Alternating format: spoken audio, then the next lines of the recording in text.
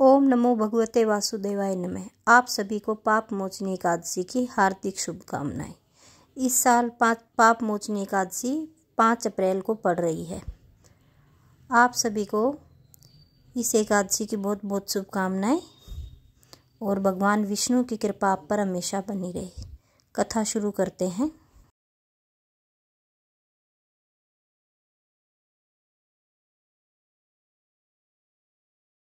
बोलो विष्णु भगवान की जय, बोलो गणपति गणेश भगवान की जय। चैत्र कृष्णा पाप मोचनी एकादशी।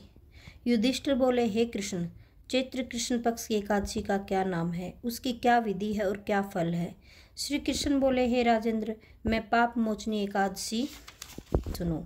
यह पिशाच योनि को दूर करने वाली, कामना और सिद्धि को देने वाली है, पापों को दूर करने वाली, सुख फल और धर्म को देने वाली है। इस विचित्र कथा को सुनिए।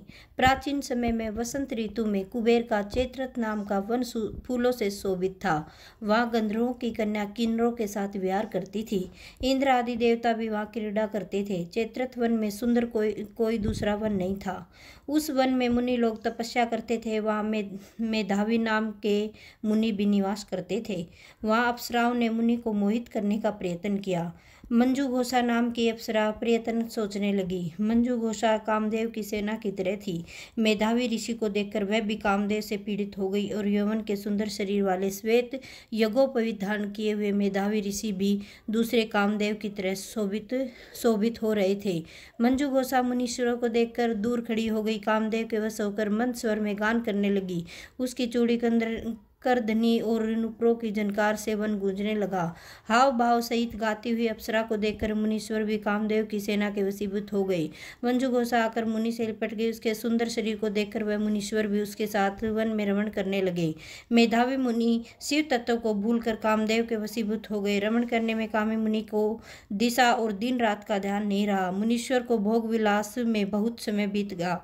तब मंजू घोषा ने स्वर्गलोक को जाने का विचार किया। चलते समय वह स्मरण करते हुए मुनि से बोली कि मुझे अपने घर जाने के लिए आज्ञा दीजिए। मेधावी बोले, हे सुंदर मुख वाली, तू आज संध्या हो आई है, प्रातःकाल तक तू मेरे पास निवास कर। मुनि के इस वचन को सुनकर वह डर गई। फिर 57 वर्ष 9 महीने 3 दिन व्यतीत हो गए। इतना समय बीतने पर अप्सरा मुनि से फिर बोली, हे ब्राह्मण, मुझको घर जाने की आज्ञा दीजिए। मेधावी बोले, अभी तो सवेरा हुआ है, मेरी बात सुन।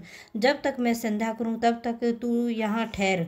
मुनि के इस वचन को सुनकर वह डर गई। फिर मुस्कुराकर विस्मित होकर बोली, हे विपेंद्र, आपकी संध्या का कितना प्रमाण है, वह समाप्त हुई कि नहीं? मेरे ऊपर कृपा करके गए हुए समय का विचार करिए।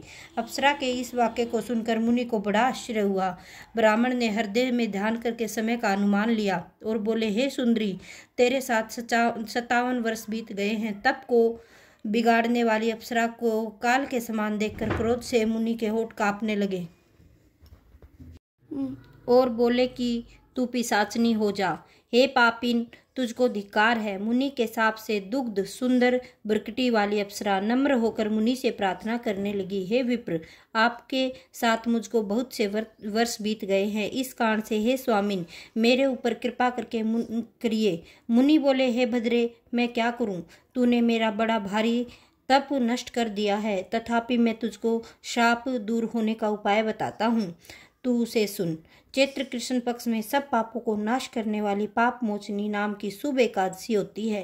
हे भद्रे, उसका व्रत करने से पिशाच योनि छूट जाती है। यह कहकर वह मेधावी पिता के आश्रम में चले गए। मेधावी को आया हुआ देखकर च्यवन ऋषि बोले, हे पुत्र, तूने क्या किया? सब तपस्या को नष्ट कर दिया। मेधावी बोले, मैंने अप्सरा के साथ रमण किया है, यह बड़ा भारी पाप है।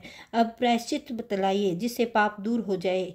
च्यवन बोले, चैत्र के कृष्ण पक्ष में पाप मोचनी एकादशी होती है। हे पुत्र, उसका व्रत करने से पापों का समूह नष्ट हो जाता है। पिता के इस वचन को सुनकर मुनि ने उत्तम व्रत किया। मुनि का पाप दूर हो गया और धर्मात्मा हो गए। वह मंजू घोषा भी इस व्रत को करके पाप मोचनी के व्रत के प्रभाव से पिशाच योनि से छूट गई। दिव्य रूप धारण करके वह सुंदर अप्सरा स्वर्ग को चली गई। इस व्रत के करने से सब पाप नष्ट हो जाते हैं।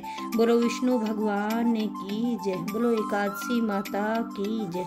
ओम नमो भगवते वासुदेवाय नमः।